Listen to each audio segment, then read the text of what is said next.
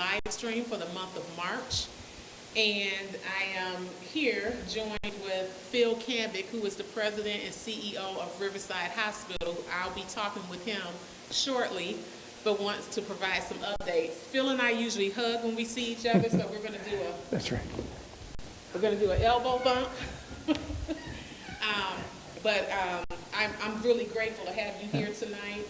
I'm going to go ahead and start with coronavirus 19, and I've been working really hard to closely monitor this whole pandemic that we have going on right now. It's a novice virus. No one has ever seen this before in the world, which is why it's so serious at this point. We don't have immunity to it. The city has taken some steps to increase social distancing and keep both our employees and the public safe. So I just want to be sure that everyone knows the offices are closed to the public. However, the employees are continuing to work, because I understand that we still have to govern during this time. We still have to provide services to the community, and we are doing that. I spoke with someone earlier this week that mentioned that his snow, the trucks were out before he went to work. And he said he was surprised after he heard that we were closing to the public. But I just want to make sure that everyone knows we are open to continuing to provide services. We're just not having public access at this time. So with that being said, we are continuing to work on the city's business. Many of you will contact me directly sometimes or call the office about potholes and those types of things. And this is the time of year where you should be talking to your city council representatives. We have 7 wards in the city of Kankakee, 2 representatives in each ward. So you don't need to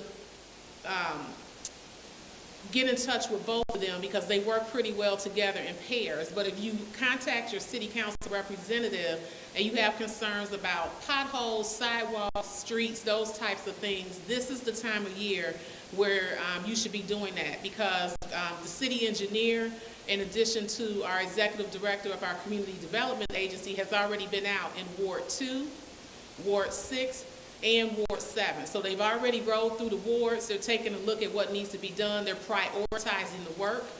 And as a result of the state legislation that was passed, there's been an increase to our MFT funding. So there will be additional funds to do more work in each of the wards this year. So I wanted to let you know that we are continuing to provide services. That is important. Several events that we have had to cancel, of course, because of COVID-19. We want to keep people safe and not have people in crowds.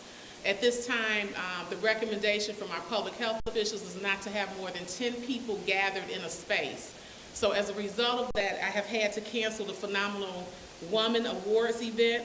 We've postponed that. We're waiting to see what's going to happen in terms of our shelter-in-place dates. This would have been our 3rd annual. I want to still recognize these women. They're wonderful women who work hard in our community, and we will schedule this event when we can. But those recipients will be Anna Casal from Steuben Elementary School, Billy Burrell, who's been a property owner, many properties throughout the city of Kankakee, and a businesswoman, Dr. Deb Barron, who's the director of Project Sun, Dr. Yvette Rose, who's an associate professor of nursing for Olivet Nazarene University, Debbie Case, who's a community outreach nurse for Amita St. Mary's Hospital, Aletha Grant, I think everybody knows Miss O, from the Kankakee YMCA. She's a membership service representative, and then Reverend Barbara Loback, who's the pastor of St. John United Church of Christ. So I want to say congratulations to each of those women. Happy Women's History Month. I did present a proclamation already for City Council to honor women this month for Women's History. So please thank the women in our community and those in your lives that make so many contributions every day.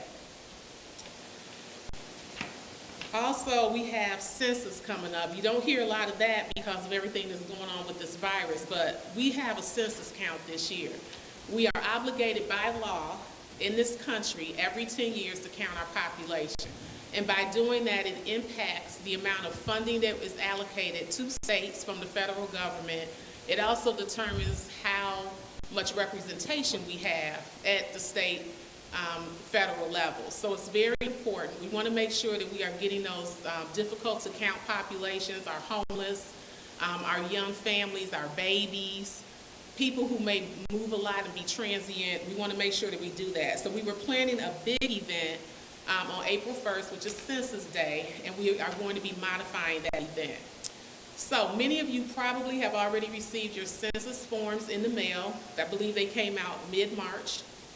And you can complete the census by phone, fill out the hard form and send it back, or in person. And we are really wanting people to self-report, especially now that we are living in the times of a pandemic.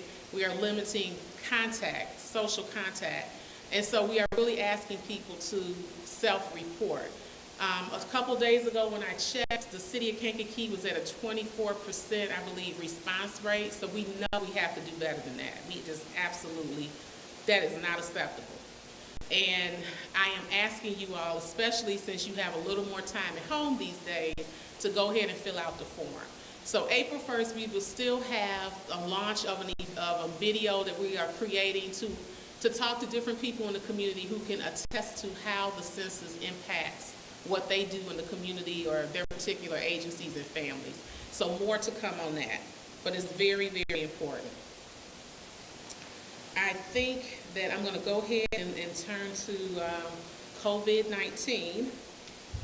And so when things like this happen, when there's times of uncertainty and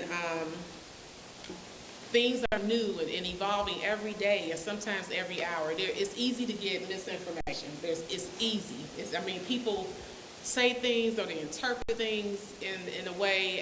And so what I want you all to know is that we are living in a very serious time right now. This is a crisis across the world. This is very serious.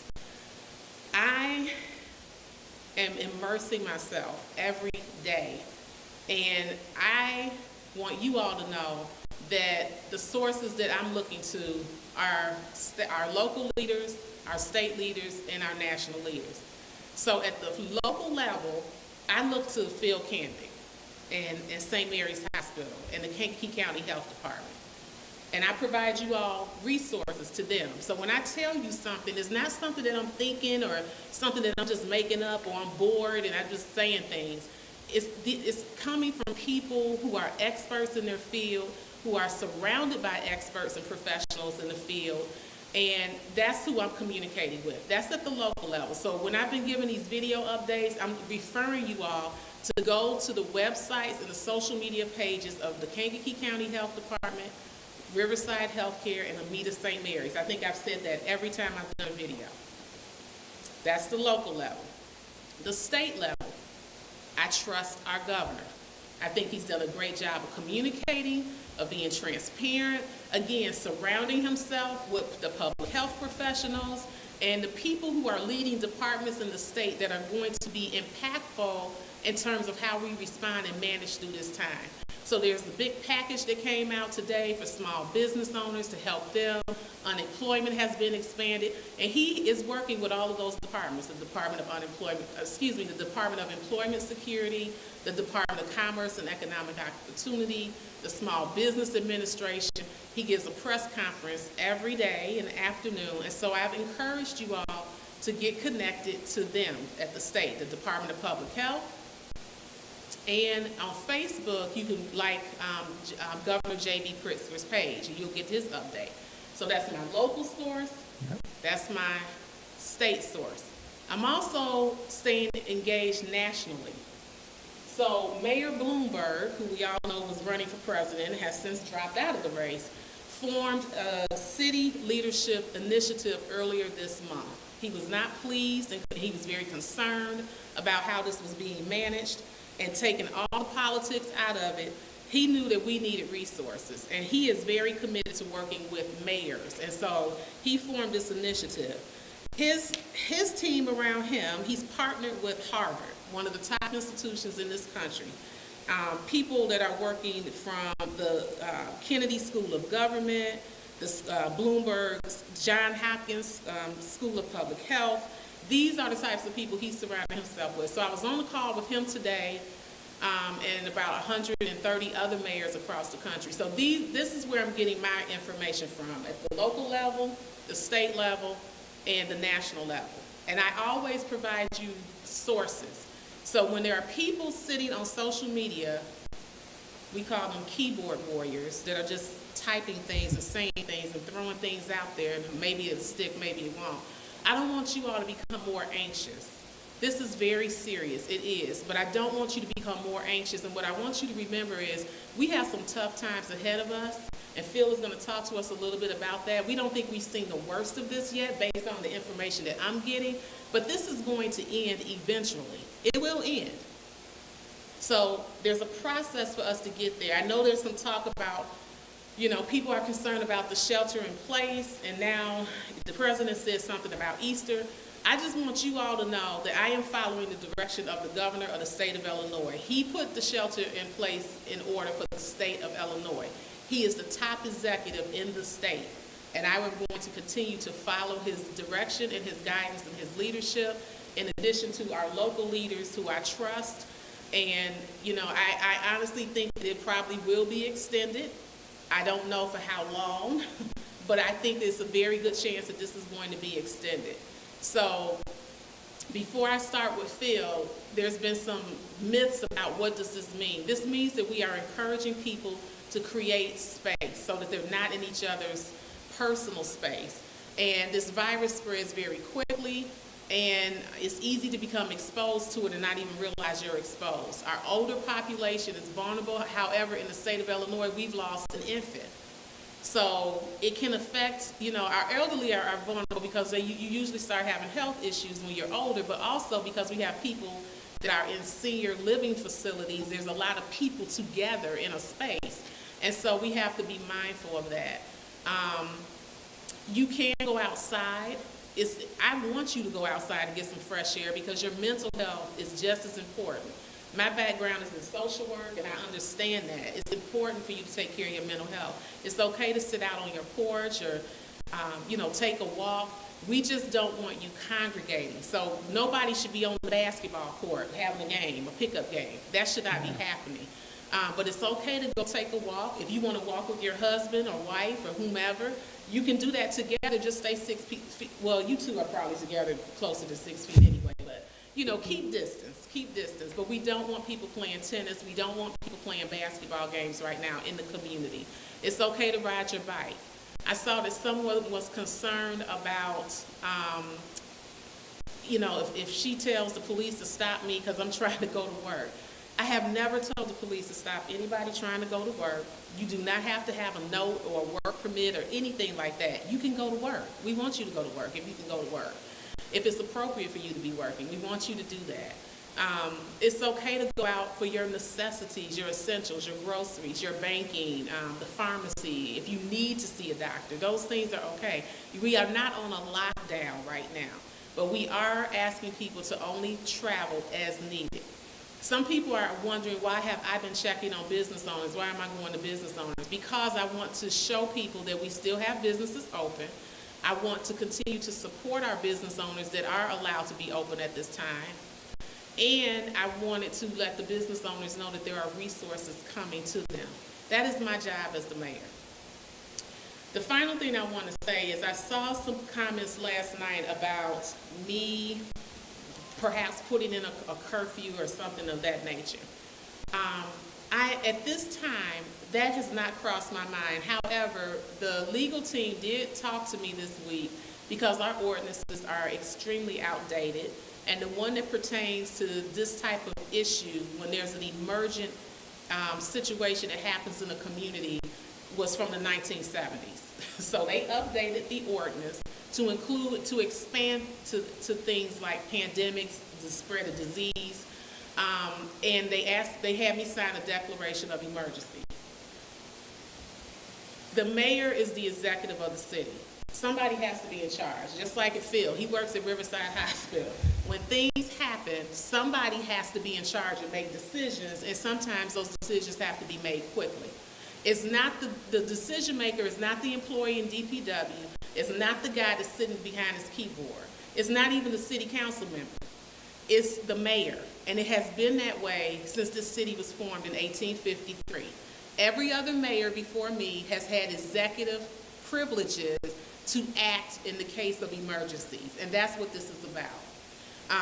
Every mayor in the United States has the same privilege. So seems to be some fear and a narrative that's starting, but this is not anything unusual. There has to be a leader, there has to be a decision maker, and in the United States of America, that's the mayor in the municipalities where you live. So I just want to get that out there and be clear. This is not about power or anything like that. This is about trying to take care of the community. These are big decisions. These are hard decisions. We think through these things and to try to get as much information as we can to make informed, good decisions for the community. And I'm going to continue to do that. And I've given you where I get my information from and how I make my decisions. The trusted people in this community locally, the people that are working at the state level, and then who I'm connected to nationally as well. So with that being said, I'm going to introduce, he needs no introduction. I should have had your bio. But we have Phil Kambic, who is President and CEO of Riverside Healthcare, a hospital that I trust, that I use. And you've been in this role for how long, Phil? I've actually been CEO for about 15 years, but I've been at Riverside for going on 35 years now. Yeah. And Phil is from Kankakee. Yeah, I was born and raised here, grew up on the east side, over in Hobby Heights neighborhood. And that's where I was born and raised, east yeah. side, 7th Ward. Yep. So Phil loves Kankakee just like I do and just like many of you do, and he's invested in this community and has done all most of his life's work here.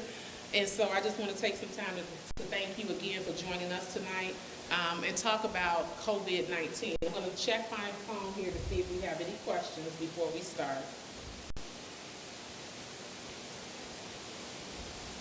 Okay. All right.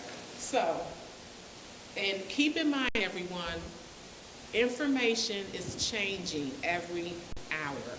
So, we are now at 17 confirmed cases in Kankakee County. The cases are reported countywide. They're not reported city. And I did ask the health department. I was on a call with the health department today, and they said that it's not a cluster of the cases anywhere, that it's all over the county. Can we talk about how important it is to follow the guidelines that are issued by the officials? Yeah, absolutely. It's really pretty basic. You did a great job, Mayor, and so thank you for having me on your program, and thank you for your leadership of the city of Kankakee. But you did a great job describing it. It's not really big things we have to do. It's washing hands. Again, for me, it's hard, and we were joking about we would usually hug when we see each other or shake hands when we see each other. Those are things you need to keep social distance. You need to wash your hands. What I will tell you, what I would tell you is if you wash your hand 10 times a day, wash them 20 times a day. It's that serious. Because again, you don't even notice, you do this, you touch your face, you touch your phone, you touch the door handle, you're just spreading germs. So the more you wash your hands, the safer you're going to be. The other thing is, make sure you're getting rest and just general taking care of yourself, right? Those are key things that you need to be doing all the time, especially in this pandemic. Second question that came in asked about ages, but I already covered that. The cases we've seen have been from infancy all the way to 99 years of age. And let me just comment though, everybody can be affected, and that's what that's showing us. But most people, if they are under 60, under 65 and healthy, they're much less likely to get the virus or to have severe symptoms of the virus. If you're a younger person and you have lots of health issues, if you have asthma and COPD and are prone to pneumonia and hypertension or what have you, those are the people that are really at risk and really, really need to be careful. If you're over 70, your immune system starts to slow down as you age. And those are the people that we've seen the highest death rate in. So it's important for everybody, but I don't want to panic people. But it's really those immune compromised people that are most at risk at any age, and then really the seniors that are at risk as well, more so than anybody else. What is the process process of releasing more information about cases? Can we talk about what can and cannot be released? Yeah. You know, just because of HIPAA, and most people have heard of HIPAA, right? We can't give any patient-specific information. And what we're doing right now is working very closely with the County Health Department and the Illinois Department of Public Health. And so as we get test results back in, they go to the county at the same time. And it really is the county and the state that are dictating what gets released. And so we post to our employees the numbers that we get from the state and from the county. I'm going to take a question. I think Alvita had a question. She said, when a person has been in contact with a positive COVID-19 person, when should they be required to quarantine or be tested? Yeah. So we've talked a lot about nurses and doctors, and of course we are grateful and thankful to all of them, in addition to the grocery store workers and people that are, driving, delivery drivers and truck drivers. But we also have facilities like nursing homes. Right. We have Shapiro Developmental Center. These people, the Shepherd Manors and Moments, those people, we can't shut those places down. Right. So these people that are going to work every single day are on the front lines, like our nurses and doctors are too.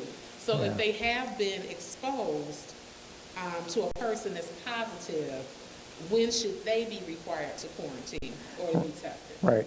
And so what I will tell you is I am not a doctor, but I meet with our doctors a lot.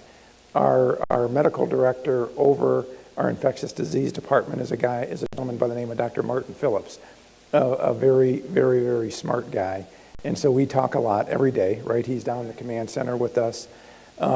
What he would say is it depends. And some of that depends is, was it prolonged contact? Was it close contact? Was it you were in the same elevator as they were?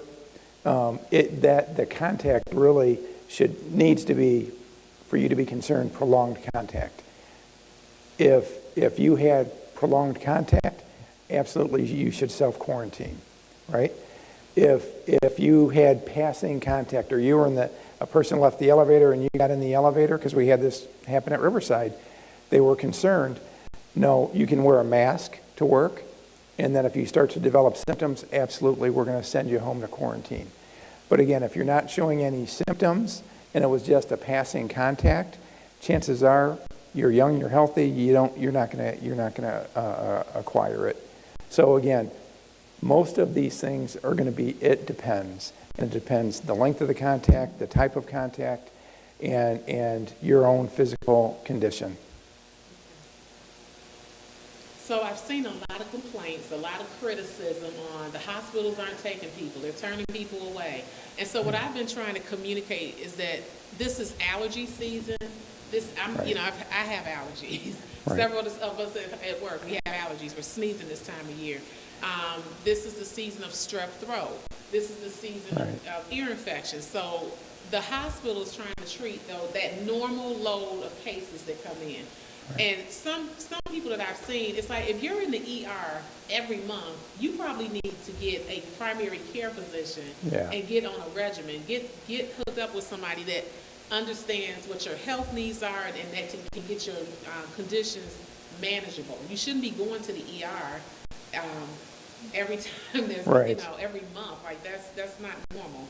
And I know we have facilities throughout in our community with urgent care facilities where people can go and not clog up the ER. That's what's so important, is that we're trying to protect the medical resources that we do have. Right. So with that being said, can you explain the protocol that hospitals are following when a patient comes in? So if I show up at Riverside, what are you going to do? Right. So if you show up at Riverside, you're going to show up most likely in the ER, right? And right when you walk in our doors, you're going to see a nice nurse sitting there to pre-triage you. And she's going to ask you, do you have respiratory symptoms? Do you have a high fever? If you say yes to those questions, she's going to give you a mask and have you masked up. Then she's going to take you back to a isolation room, a negative pressure, formal isolation room, and put you in that room. And then the nurse and another nurse and a physician are going to come see you. If you have a low-grade temperature and you don't have a known exposure to anybody with COVID-19 and you're just worried, we're probably going to say, we can't do a test on you because it's very, very limited, and I'll get to that in a moment, and we're gonna send you home. So again, if you have minor illnesses, low-grade fever, body aches, and you haven't been exposed to somebody, we're just going to have to send you home. Sounds like the regular flu. Right, absolutely. But if you have severe shortness of breath, you have a high temperature, you have respiratory issues, we're gonna do a much deeper dive and evaluation. The testing for COVID-19 is very, very, very limited. And so this is a good segue into the next question. Right, Why doesn't everybody get a test? Right, absolutely. It's just so limited. It drives me crazy personally. You can, turn on whatever your channel is, whether it's Fox, whether it's CNN, whether it's MSNBC, ABC, and you'll see some of the federal politicians saying, oh, we have testing. If you want to get tested, you can get tested. That ain't true. We don't have that capacity. In the state of Illinois, right now, the state labs themselves can do about 3,000 tests a week. We have 12 million people in this state. That's going to take a long time to test all those people. How many people again? 12 million people in the state of Illinois, 11 to 12. And what's the capability for testing? About 3,000 per week. Per week. Per week. It's very, very low. Now, at Riverside, and I'm sure Amita's doing this as well, we have some outside labs. We're sending all of ours to Mayo to get tested. And that turnaround has been 2 to 3 days. So, but it's not instantaneous. We can't tell you, you come in, we test you, and we tell you in an hour. We have to send it out. Okay, so when we say we test you, because I was trying to watch out the words I use too. Yeah. So when people come in and you say we test you at Riverside, you probably swab. Right. You swab. But to get the result of the test, we don't have a place in Kankakee County Right. that can give us the results of the test. Correct. Right? Correct. Okay, so I just Yep. want to be clear. Right. And so the swab, the sample, the specimen is then sent out to one of the testing labs in the state of Illinois. Correct. 5 days? 5 to 6 days. We were waiting, and earlier on, we were waiting 7 to 8 days. That's gotten better. But what we found is if we send up to Mayo Clinic, they can turn them around in 2 to 3 days. And that's in Minnesota. And that's in Minnesota. But we're getting much better turnaround from them because they have just bigger facilities and bigger capabilities. Again, this is about the system being able to Absolutely. sustain. Again, we have lots of our own employees, and we have some just phenomenal nurses and techs and physicians and employees at Riverside. We can't test them because they don't meet the criteria. Really, the people we're testing, it's so limited. It's those people who come in with respiratory distress, they're short of breath, they have a high fever, and we admit them to the hospital. Then we'll do the test. And then we'll do the swab and then send the test to Mayo to try to get the results. But with all that being said, I want to go back to something you said. We still have to treat patients. It's allergy season, it's strep throat season, flu is still out there and active, and many of the symptoms of COVID-19 are just like the flu. So we still want to treat people. What we've just rolled out, and I don't want this to be a commercial, but what we just rolled out, which is for the benefit of our patients and our physicians and staff, are video visits. So again, if you are a patient of Dr. Chandon, and Dr. Chandon is an internal med physician that has worked in this community for 25 years. He can do video visits. So you can stay in the comfort of your own home. You can get onto MyChart or the computer system and tie into Dr. Chandon for that video visit. He can look at you, he can do an assessment of you and treat you through this video visit. So we've just rolled that out because the state and the federal government has just approved it. And so we've been able to roll that out very, very quickly for most of our providers, and it's getting to be better and better every day. Alonzo said, thanks for the information, Phil, and updates. Ron Jackson asked, can we get an update on how the cases are doing? Not names because of HIPAA laws, but how are they doing? So of the 17 confirmed cases, how are those individuals doing? Yeah, let me do a quick look here because we send this stuff out. We send information because information is powerful, right? It helps. Yes. It helps stop the panic. Yes. And so we send this out to our staff, letter every day. And so what I can tell you is that there were 200 2,538 confirmed cases in the state of Illinois. There were about 16,500 tests in total. So out of all the tests that were done, about 15% were positive, right? In Kankakee County, we've only had 17 confirmed cases.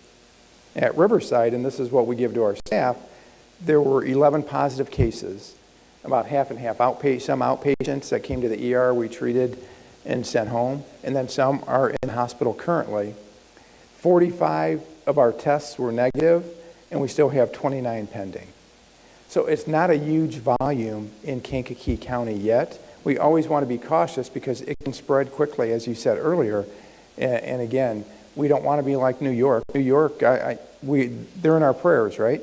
Again, it's bad in New York. That's kind of the epicenter. We don't want that to happen in Chicago. We don't want that to happen in Kankakee. So again, it's not real bad now. We're testing, but we have had 11 positive cases at Riverside, 45 are negative, and 29 are pending. One of the things that I did as the mayor of the city, I think in systems. My background, like I said, is in social work. And so when we look at an issue, a social worker, we're looking at them, this human being systemically. How are they being impacted? The medical system, the legal system, the education system, those types of things. And so we anticipate that this will surge and all of the direction and guidance that we have been given, we're going to see an increase in cases. They've told us that, and that has happened.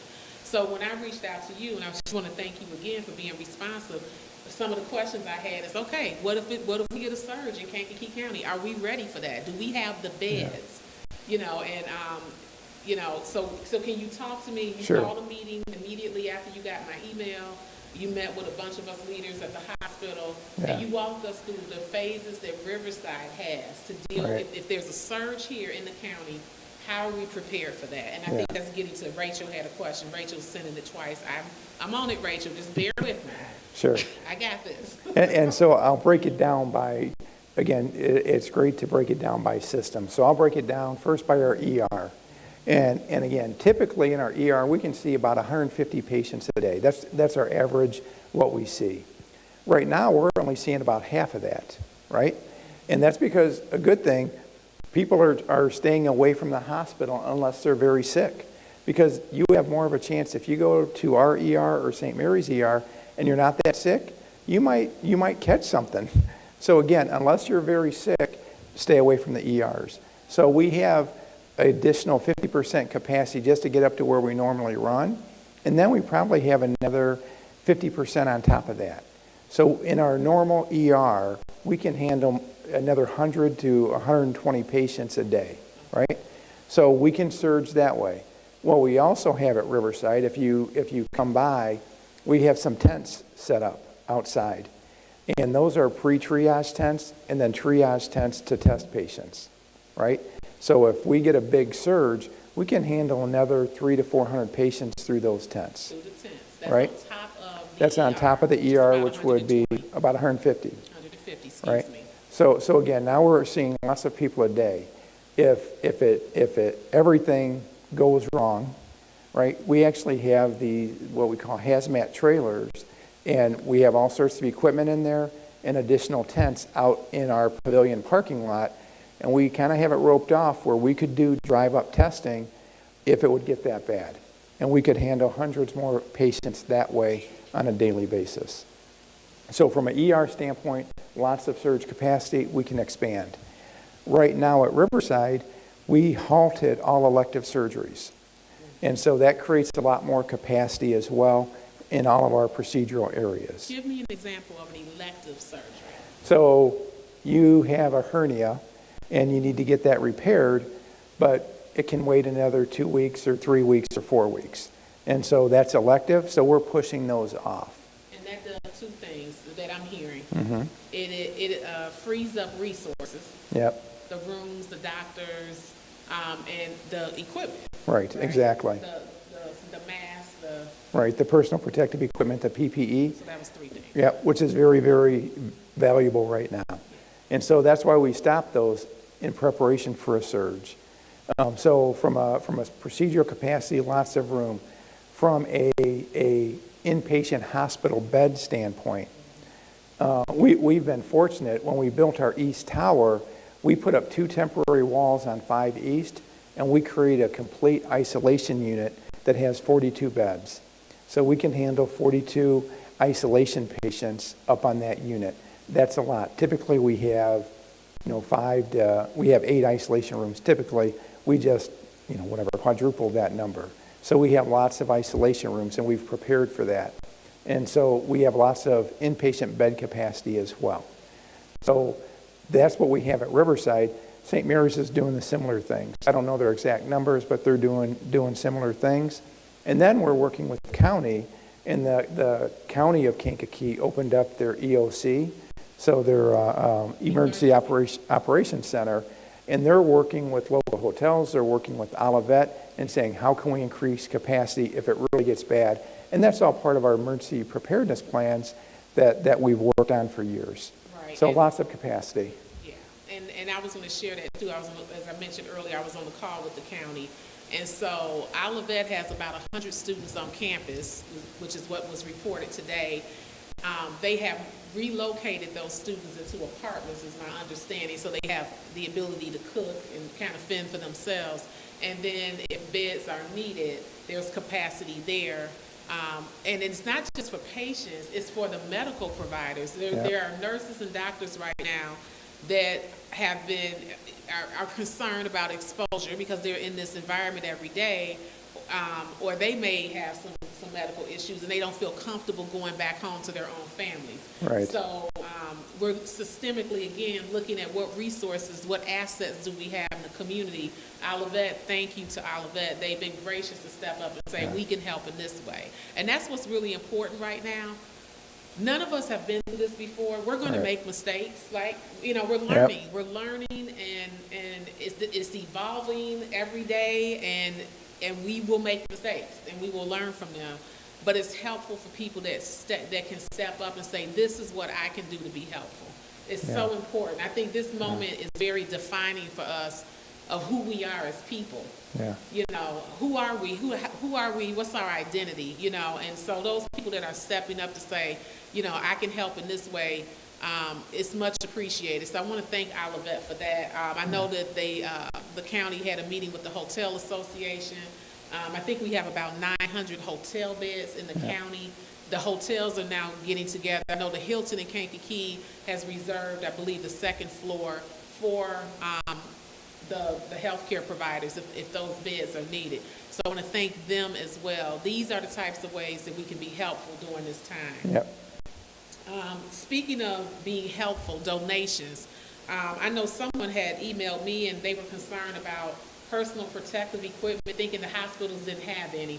And so when you're looking at news on TV, the national news, that's not necessarily reflective of what's going on at the local level. New York, as Phil mentioned, is a hot spot right now, and it's terrifying to be in some of those municipalities in New York.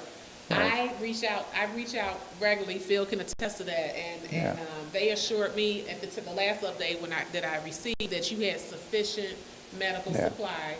But getting donations is helpful as well. Yeah, absolutely. And you're absolutely right, Mayor. We opened up our command center. And one of the key people in our command center is our materials management person, right? Because again, we're getting supplies in all the time. We have meticulous records of here's how many days we can go with N95 masks, and here's how many days we can go with patient gowns, and here's how many days we can go with gloves, right? So we keep track of all of that, but the community has been great. We put out an appeal, and we have just had community people, individual people. We've had companies, lots of different companies from whether it's you're in Arundel Park or Nucor out in Bourbonnais Township or what have you, companies that have just donated a lot of good supplies to us that we're utilizing and we're putting into the mix. Again, we're very judicious with how we're using PPE. And we have to be because, again, we're waiting for that surge to happen. And heaven knows I don't want it to happen, but if it does, we need to be prepared. And so, again, any of those donations that we've been receiving are very, very appreciated. It really is heartwarming. I've had people walk in the door and just hand me an individual box with a mask in it. And we've had people come in with 6 or 7 big boxes of supplies to donate to the hospital. It has to be So, unopened PPE. right. And I know the county put out a request, so if people want to donate, what would be the best way to get it to you? They can drop it off at the county, or if they want to bring it to Riverside, in our south entrance there, they can just, or in our pavilion entrance, they can just walk in. That's always manned by a person. They can just drop it off there, and they'll make sure they get it to our materials management department. Okay. Yeah. And so some of the entities that, people you think of that can donate, tattoo artists. The nail people, Nail right? techs. Nail techs, they've donated. Some of the local dentists have donated, right? Because the dentists aren't doing, again, they're really limiting what they do right now. And then you have farmers, right? The farmers, a lot of times, they'll wear the respirators and the proper masks as well. And then a number of the local companies, like I said, Nucor does quite a bit, and they've been very supportive and helpful. Someone asked about the number of pressurized rooms. Mm-hmm. How many at Riverside? Right. So that's what I was talking about. Yeah. We converted our entire 5 East, so that's 42 rooms. Okay, 42 rooms. And then in the other parts of the hospital, the other floors, we have another 10 isolation rooms. And just in the ED, we just created 8 more isolation rooms, so as people come in. So we have a lot of isolation rooms, and the reality is, because of our infrastructure in the East Tower, we can convert more rooms really pretty quickly, right? Our facilities guys have just done a fantastic job, and again, we've worked the system. And again, our contractors have done a great job of putting up temporary walls and those sorts of things for us. What about ventilators? Because people hear that on the news, Yeah. and I think it's terrifying people, Yeah. especially with what's going on in New York. So Right. access to ventilators, where are we at Right. Riverside? So we have That's Rachel's question. 16 ICUs, and we have ventilators for each of those rooms. We have ventilators down in our OR. We have ventilators down in our PACU. And we actually pulled in some ventilators. Actually, we got 2 from KCC. And again, I don't want to forget about KCC. Olivet has done a great job, but so has KCC. Great partners to the community, do some great training, but they actually donated a couple of ventilators to us. And then we pulled some from our ambulatory surgery center, because we shut that down for the short term here. So we have ballpark about 30 ventilators that we can use at any given time. Okay, so 30, Rachel. Yeah. I know you were concerned about, I think that was Rachel. Yep, Rachel. Is it true that people don't have to pay a copay to be tested for COVID-19 specifically? Yeah. If so, does the patient pay the copay at the time of testing, or is it billed? And that question is from Ayana. Yeah. Here is what I will tell you. I'm so deep into everything else, I'm not even sure how that works. But what I will tell you, we're going to test people. If they need it, we're going to test them. Again, we coordinate with the county to get a PUI number. And if they come in with that, we're testing people. We're not going to hold it up because of billing or anything else, right? We need to identify who in our community has it, and how do we help stop it from spreading. Right, this is a public health issue, public safety issue. Marie says, when is it going to leave Kankakee County? I don't know that anybody can answer that. Right. I mean, Right. The things we're doing with social distancing, and we're 6 feet apart, right? You watch the news programs on ABC or NBC, they're 6 feet apart right now, right? Or they're working from home. But that social distancing is so important. Washing your hands is so important. Keep doing those things, and it's going to burn out quicker. And one thing to keep in mind, people are still traveling. Public transportation is still open, so when you're sitting on a bus seat or you're in a plane, I mean, we have no way of knowing when it's going to go away. I mean, we Right. just don't. We just have to continue to practice, follow the guidelines that you all, the health professionals, are providing to us. So, Ayana said, can the doctor or nurse provide the patient with a letter stating that they have been tested for COVID-19? I don't know if anybody's requiring letters for COVID-19. Yeah, we've gotten a number of calls to our command center asking, well, can you give me a letter to give to my employer? We can't. And so I don't know why employers would even ask that. And so we can't. I'm not sure who would be able to do that, to be honest with you. Again, I think the employer, well, we ask, and again, we've stopped all visitors, but if you come into Riverside, if you come into our assisted living, independent living, or Miller skilled nursing facility, the first thing you do as an employee is you're going to sign in and say, yep, I feel fine, I don't have a fever, I'm not feeling sick, and then you're going to get your temperature taken. And if your temperature is 100 or above, we're going to send you home for the day. If employers are that concerned, they should put those processes into place. We're going to start doing that for everybody, all of the Riverside employees, not because we want to send people home, but we don't want them to get our patients any sicker or their other colleagues any sicker. So we're starting to implement that. We're rolling that out next week. Donna said, I wish I could sew, I would help. So that's another good comment. I've seen people starting to make masks, but these masks that you use in the medical field are not just made from cloth. Yeah. These are special types of masks, correct? They are, but I think if you go to our website, we've got a lot of volunteers who have made masks, and God bless them. They've got to be 3-ply, but I think there's instructions on our website of how they need to be made. And some of it is just normal material, and those could be fine for our patients and for some of our staff. So I think if you go to our website, which is what? riversidemc.net. It's the button I click, right? I never have to type in the address, but yeah. But I think it's riversidemc.net. But I believe we have instructions on there. Absolutely. Use Google. Right. Use Google. But again, that's just the community pulling together. So thank you for that. We've gotten a lot of masks that were homemade, and we're using them. I mean, that's been fantastic. The donations that are coming in, that has been fantastic as well. And that's what Kankakee and Kankakee County does. We pull together. Oasia says there have been posts made on Facebook, of course, medical staff that you all are out of masks. Is that true? That is not true. Absolutely not. Okay. Someone wants to know, are you more protected if you're wearing masks and gloves? Yeah. And you say, of course, and maybe not. So if you are sick, right, how this is spread is through droplets, right? So if you sneeze, you have droplets, right? If you cough, you have droplets. If you're sick and you're going to go see your doctor or you're going to go see somebody, put a mask on. That's not to protect you. That's to protect your friends and your neighbors and your family members and the doctors, right? What happens is that the doctors put those on and wear them when they're seeing patients because that protects them as well. But if you keep that mask on all day, it gets sweaty and icky and it ain't helping you, right? It's probably hurting you. So there's a fine line of when you should wear a mask, how often you should wear a mask, those sorts of things. If you're not feeling well and you put a mask on because you don't want to get other people's I would only put it on when you're with other people, right? And so if you're by yourself, by all means, don't have that mask on because you're not helping anybody and you're probably hurting yourself. Okay. Patrice asks, and I just want to say, Patrice, thank you for this question. What are you doing for homeless?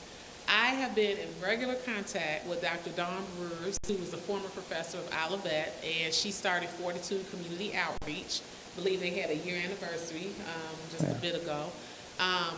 And so she and I are texting each other a couple times a week. We're in touch. I allowed them, as the executive of the city, we talked when we thought this order was going to be coming down to shelter in place. And she asked me if I would allow them to set up a trailer on city property. So I did grant that, and they are located over at the depot in downtown Kankakee. They have a trailer that's conveniently placed. I've been by there to check in to make sure things are going well. They don't need anything. People are still continuing to volunteer meals. I spoke with Stafari Cafe. They told me that they might have had some extra food that they made that's perishable. And is there someone that you can think of that we can give it to? And so I connected them on Facebook, tagged them in a post so they can get connected. She still has great volunteers that are helping every day. They're serving, I think, 5 days a week from that location. In addition to that, thinking again about systems and needs and where are the gaps, we keep telling people to wash their hands, all day, multiple times a day. And so I thought about the homeless, like how are they washing their hands? And a lot of our places where they go are closed. A lot of them would go to the library and, they're welcome there as long as they're not disruptive, and they're not. They go there, and the library personnel are great. They treat everybody well, and what because this happened, the library closed. So I thought, how are they going to wash their hands? So I did order a porta potty. That was another decision that I did make in an emergency case, the state that we're in right now. And it has the hand washing, capability so that they have a place where they can wash their hands frequently throughout the day as well. So I will continue to check in with Dawn Brewers. I want to thank her, Fortitude Community Outreach, and all her volunteers. They are wonderful people.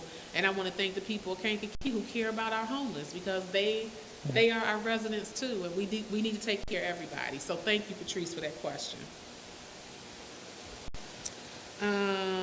Rosemary says, I am so proud of you, Phil.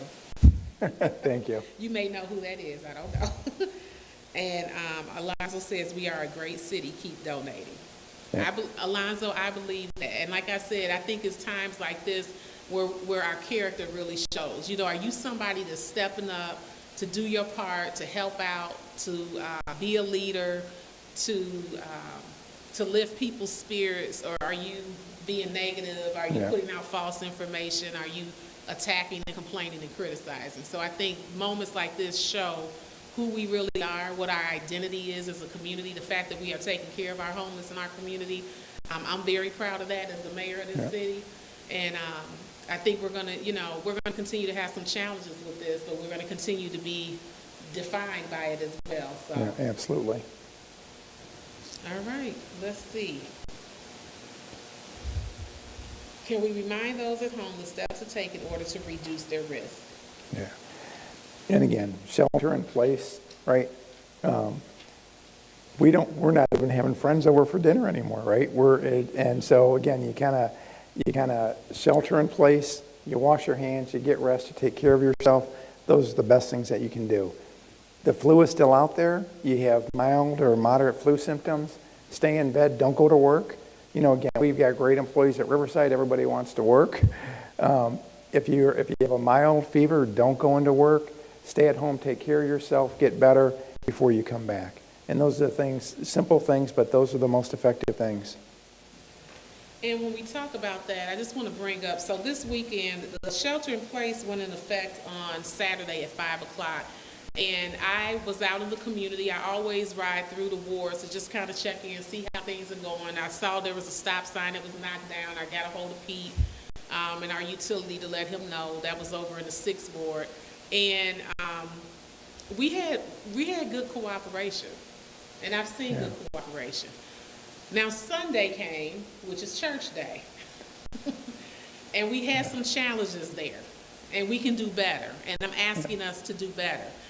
Many of the churches, and I discussed this during my video on Sunday, many of the churches utilize technology, and that's what I think one of the gifts of coronavirus 19 is. I keep saying there's lessons and there's gifts. Absolutely, there's silver linings. There's lessons and there's gifts, and like for me and my team, I've been working to get the city modernized, in terms of how we operate and how we deliver services, and so we're learning how to use technology tools like Zoom and GoToMeeting, and it's, a lot of people aren't used to doing that, but it's going to make us become more skillful because we have to now be flexible and creative in how we still get work done, and we still have to get that work done. So I'm really urging our churches to be mindful that we are asking for not more than 10 people, and it's not just an ask, it's the executive order by the governor. We're not trying to infringe on anybody's religious rights, freedom of speech. It's not about that. It's about keeping people safe and reducing their exposure. And we don't want people to take unnecessary risks. Particularly in our churches, we have lots of elderly in our churches, and they're the most vulnerable. So we don't want to put people in situations where they're taking unnecessary risks. So 10 or less is the order. People will be spoken, the police department has been charged with enforcement. So if somebody is not in compliance, the police department is going to go and have a conversation with them and ask for their cooperation. This is not about stricter policing or harassing the residents or, creating bad relationships between law enforcement and the community, because I'm working so hard that we don't do that. But I'm asking for people to be cooperative. And if you have been addressed by the police already, the next step is a cease and desist order, which will then lead to a court date. So I don't want it to get to that, but it's serious, and I need you all to take it seriously. I know some churches did live stream on Facebook. Some churches pre-recorded their sermon and then aired it. So I'm just asking you to be creative, and I know that you all have a network too in the faith-based community. So if you aren't sure of how to do that, please reach out to one another. Talk to some of those other pastors that may be a little more tech savvy, and please utilize that as we move forward in these coming weeks. People have asked about the essential businesses, so I've been giving updates on our social media. The city has also created a coronavirus 19 tab on our website's homepage. Our website is citykankakee-il.gov. Coronavirus 19 tab is at the top left-hand corner of the homepage, and that's where we're posting our data, our resources, and I want you all to be able to read the information for yourself. Some of the essential businesses include healthcare, the fire and police. So when I said that the city reduced, that we are social distancing and going down a skeletal cruise, everybody is still functioning. Fire and police are in full force. They have not been reduced. Human resources is considered essential. Mail and shipping, laundry services, grocery stores, gas stations. I know there was a young lady concerned about the gas station. You have the full right to ask people not to congregate in the gas station, so no more than 10 in the gas station. Keep people spaced apart. But people need gas to get back and forth to work, so it is essential. We can't close the gas stations. Government and public office, home-based care, shelters, residential and mental health facilities, hardware and supply, hotels and motels, auto shops, restaurants who offer consumption off of the premises. So carry out, curbside, if you're picking up your meals, that's fine. So I just wanted to go over that very quickly. Frank Kaler, we all know Frank Kaler. He said, "Thank you, Mayor and Phil." You're welcome. I am very big on giving information because I feel like, and communication, and Phil and I are both believe that, because when people don't have information, they fill in the blanks, and then you have people who like to spread disinformation. So I ask that you all will, again, get connected to Riverside Healthcare, Amita St. Mary's, and the Kankakee County Health Department. They all have social media pages, and of course you can go to their websites. The state of Illinois established a COVID-19 hotline number, which is 800-889-3931. Again, 800-889-3931. And they can answer questions 24/7. There's also a coronavirus.illinois.gov website as well. So go to trusted sources for your information. Don't listen to people, especially people who are not decision makers and leaders. Do not listen to them, please. Go to the trusted sources and the leaders in the community. We will not be hosting Kankakee Chats for the month of April. It falls on April 30th, which is the last Thursday of the month, and we always have it, but that's also the time of year where I give a State of the City address. And the purpose of the State of the City is for me to provide and kind of walk you through what's been going on in the city of Kankakee over the last year, some of the projects that we have worked on, some of the accomplishments that we've made, and give a projection out into that next year, the coming year. So because we may still be under this, we don't know yet. Right now our shelter-in-place executive order is until April 7th. If we are not able to have a crowd, which we love to have that event, pack the house for that, I will live stream that event because it's important for the community to still continue to get information about what's happening in the city. So you can watch us on the City of Kankakee's website. the Comcast Channel 4, which is our government access channel, the Kankakee Facebook page, and we also now have expanded to YouTube. So every way that I can think of getting information out to the community, I'm doing that. And so I want to thank the department heads of the city of Kankakee. They've been great. They're hardworking, they're smart, and they've been flexible during this time. I want to thank the city employees for their flexibility during this time. And Phil, I want to thank you again for coming. It's a long day for you, I know, a very long day. But I appreciate you so much, and I rely on you a lot. And so thank you. it means Thanks a for lot having that me. I'm able to connect with you and talk to you. Cheryl says you are a very caring person, Mayor. Thank you for all you're doing. Thank you, Cheryl. Caleb says we are a strong community. Thank you, Mayor Wells-Armstrong, Phil, and all healthcare professionals and city leaders. We will conquer this together. Yes, we will.